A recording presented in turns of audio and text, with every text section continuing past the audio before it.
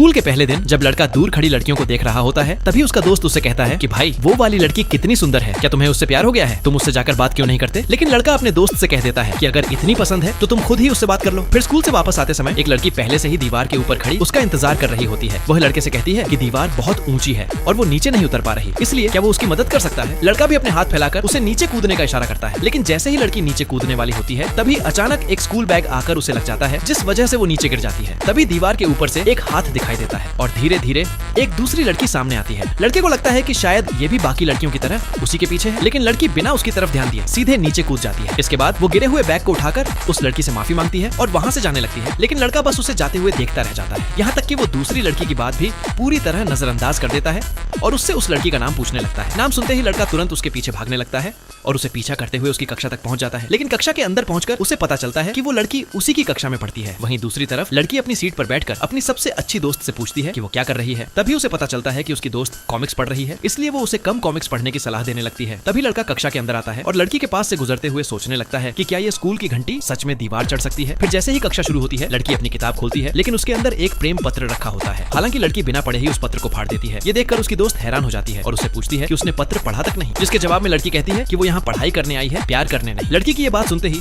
लड़का पूरी तरह हैरान रह जाता है और सोचने लगता है कि क्या ये लड़की हमेशा इतनी ठंडी रहने वाली है। Subscribe for part 2।